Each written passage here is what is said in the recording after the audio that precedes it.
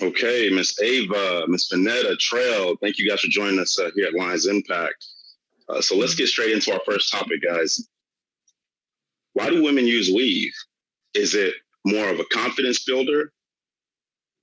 Or is it that they actually feel that they're more beautiful with it? What are some of the reasons that you believe that women use weave? Now, I'm not attacking women or anything of that nature, but I actually want to take the time to look inside as to why is this being used?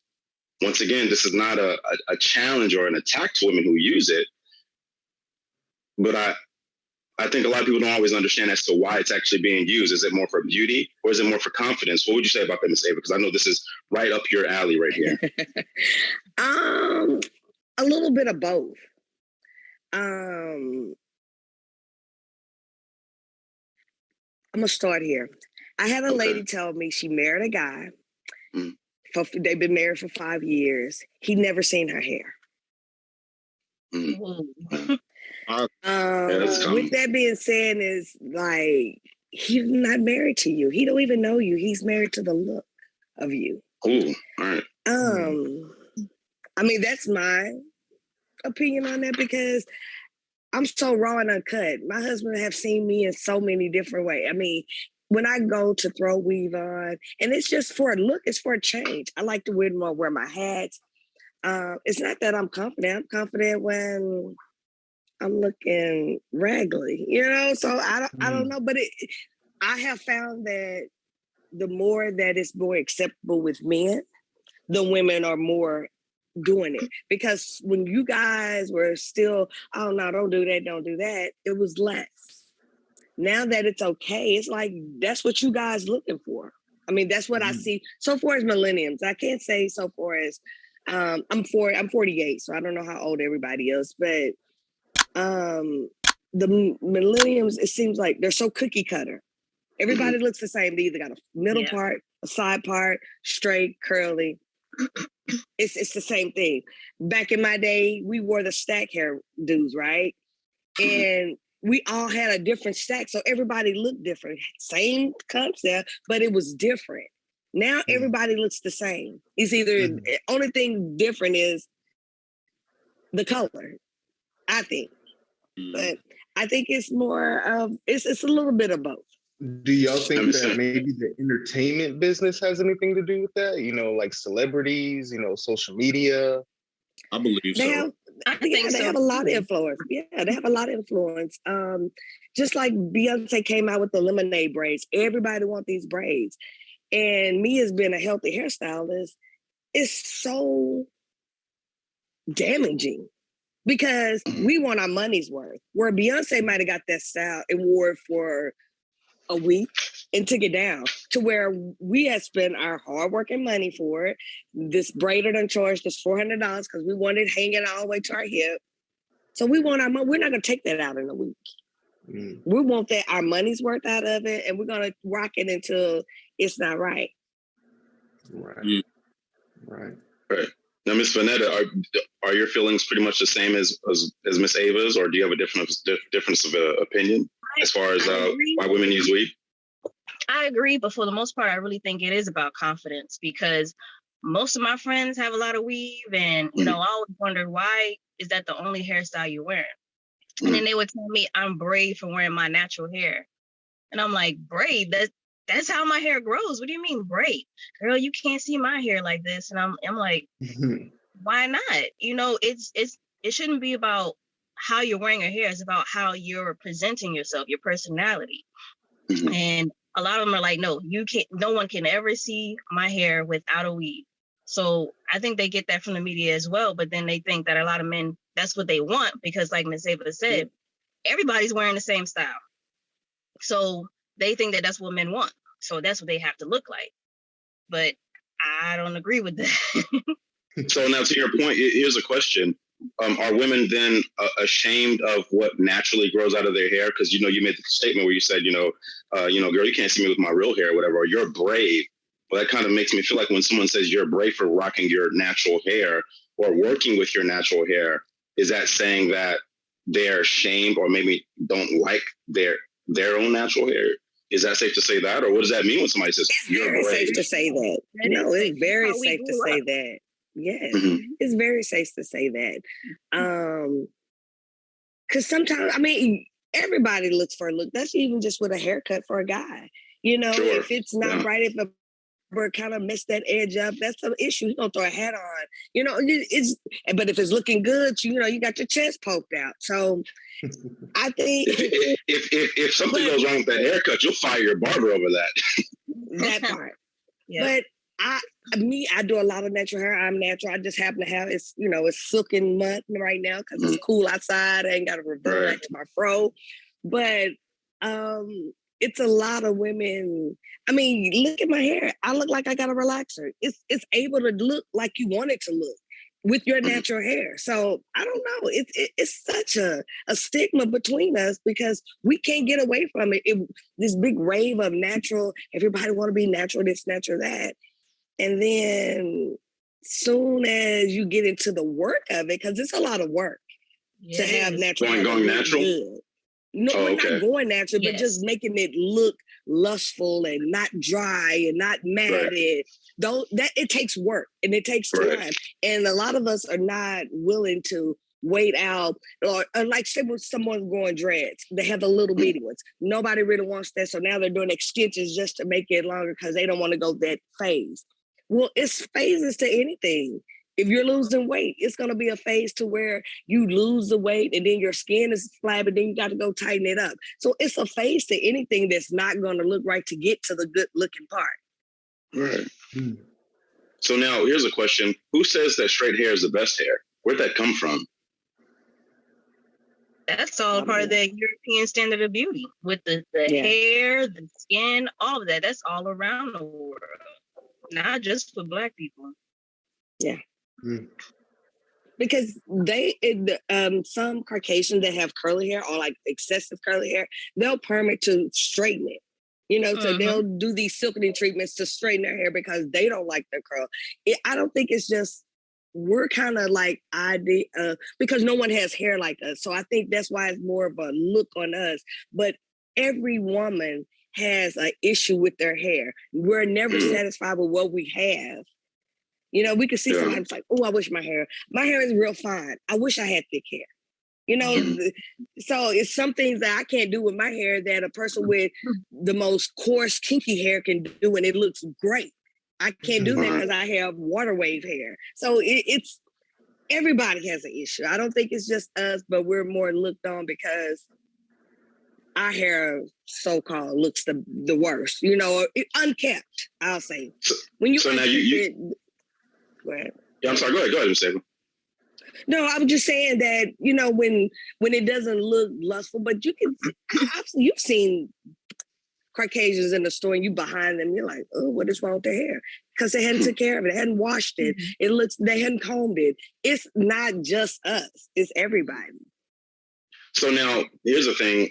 You made reference to your hair, and I think a lot of people would kind of look at you and say that, you know, people like you have good hair. So my question is, what's good hair? What does that actually mean? And if there's good hair, then that means there has to be bad hair. So then what would we call bad hair? Yeah, good hair is healthy hair. Bad hair is unhealthy hair. Now, and I love your definition of it.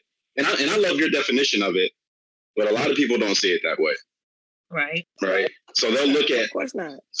They'll look at your hair or softer hair or hair that's easier to work with and say, that's good hair.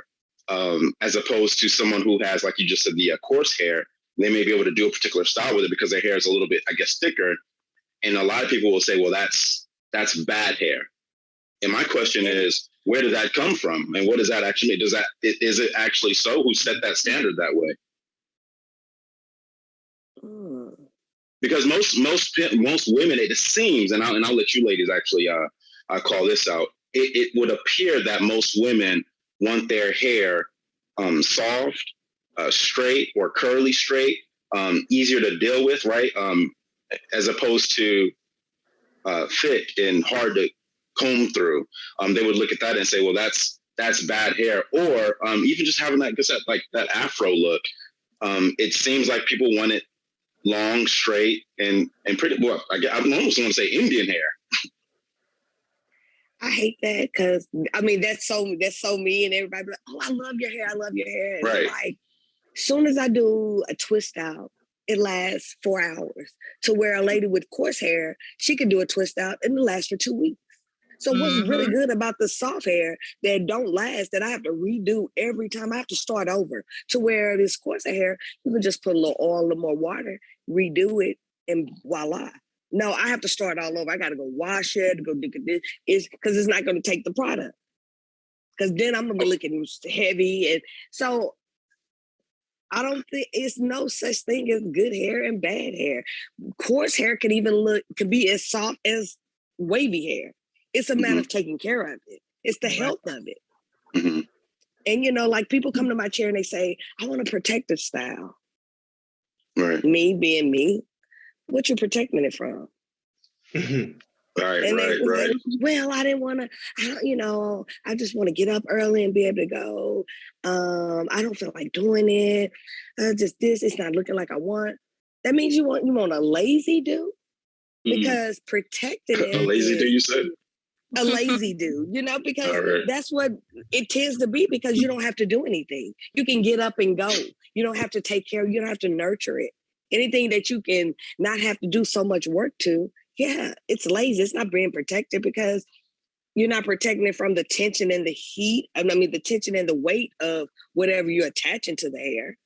So is that really protected when hair is made up of water and protein? How are you getting that if it's braided up and something else is on top of it? No, it's protecting it from yourself from damaging it. I mean, I don't know. That is like the craziest natural thing. Yeah. Even the letters of the hair, that is so crazy to me, because that's not in nail cosmetology book that I've ever read.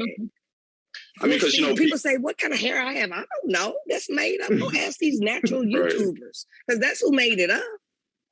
Because, some people will go as far as, I've heard women say they'll pick a particular type of guy to, have a baby with, because they understand they want their baby to come out a certain way, including that hair. So I just, even with children, I'll hear women talk about how a certain child has good hair.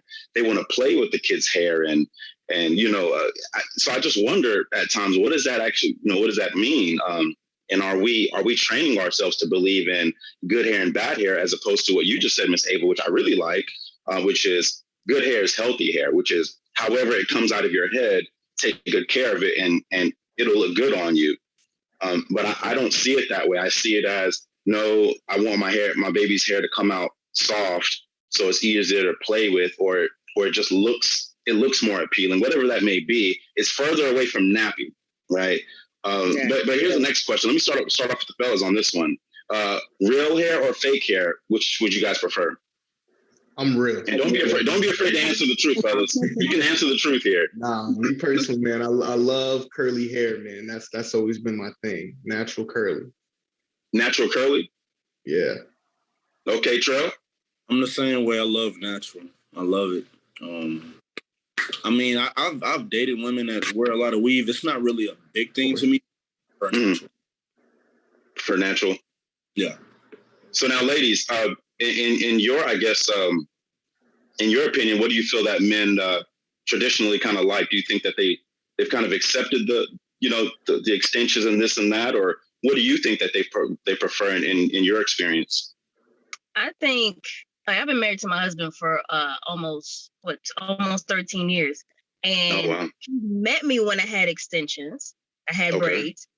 And when I took him out, he said, that's when I wanted to talk to you, because I hate fake hair. Wow.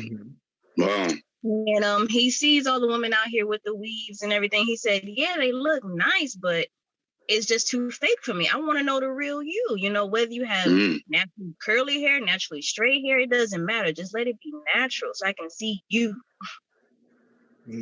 Yeah, every time I go to put on a ponytail or a wig, my husband like, you wearing that? You got to wear that today? I'm like, I'm just going for something different. I'm a hairstylist, so I should be able to kind of express a lot of different things. Yeah. But I'm very basic in my personal life. That's at work. You want to, because that attracts people. People see, if I color my hair, I'll have 5 or 6 clients to say, oh, you know what? I think I want to do that to my hair, which is just revenue for me. I think that more men have accepted it. Because when I was in high school, we had a girl that wore a wig, and that was like mad funny. Everybody made jokes and clowns about her wearing this wig. And then once I got to Texas Southern, Houston is just a tad bit faster, I think, than Dallas. And so when I got there, it was like, okay, they wear a lot. Everybody kind of got some. And then once coming back and forth from Houston, and that's only 3 hours away for it. You would think New York and Dallas versus Houston and Dallas. And it was just a big thing because it was more accepted. It wasn't a lot like it is now, but it was more acceptable. It was more women, I guess, confident to wear it because they used to be for the older people. You used to always say your grandma wear a wig, or when the Lots of Love people came out for the cancer people, and it was like, that's what it's really for. Like the lace-ons, I think no woman that has hair up under should wear that. Leave it to those people that can't even grow hair anymore, the alopecias, the cancer patients, the little kids. That's what it's for. It's for your birthday. It's for a good time. It's not for a lifestyle. It's for a look. So do you kind of feel like wigs are... Go ahead. I'm sorry. I was saying I agree with Miss Ava because I love wearing my natural hair, but I have at least 30 wigs just to change it up. Yeah. Because sometimes you do get tired of wearing your hair a certain way, and I'll wear it for a day, and then that's it. Go home, take it off. It's not meant to be on your head all day, every day. No, just change it up every now and then so I won't mess up my real hair. And then boom, back to my fro. But just think about it. When you go get your hair done, it looks really good that day. The moment that you tie it up, pin it up, whatever you do, it doesn't look like it did the day before. So you're chasing a look every day that you're never going to get because you got to start over at the beginning. Especially when they glue them. So after they start perspiring, then you're starting to see the makeup and this gunk that they done put on there to hold it down. You're not looking the same as you did, and you spent all this money, but you're not looking like this on a daily basis. It's a consistent thing that you have to do something to it. So in that case, why not do something to your own hair? You got to do something to it every day. Okay, so let me touch on something that's kind of sensitive here. I hope no one gets offended. And once again, I wanted to make sure to our viewers who may be watching this, by no means is this an attack on you, because I know some people are probably feeling real salty right now, kind of irritated. They might have already hit that X on the top of the screen. But this is more or less just to kind of challenge thought as to why we do certain things without even recognizing them. So, you do certain things every day. And you start to wonder, well, why do I actually do this? And who told me to do this? Am I doing this because I want to? Or, for example, as you guys talked about the wigs, and that's not something that I knew about, but it sounds like you're saying wearing wigs every day, for the exception of people who might, be battling cancer, etc.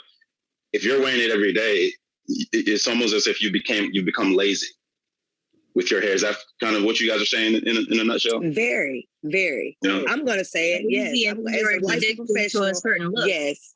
I like Miss Ava. She's brave. She doesn't care. I like that. You're honest. Come for me. Come for me, because I'm not going to put anything out there that I don't stand behind. You know what I'm saying? It's I love that. Yeah. I work with it every day. Okay, say for instance these nails. I don't care to have nails, but my husband was like, "No, don't do it. Keep them. I like them." Right. Oh, that's nice. This ain't me. Nice. So I do this for him. That's because he likes it. But I don't care less. I can have a buff manicure, no polish, no clear, no nothing. I'm rocking. Awesome. Now, here's a question, ladies.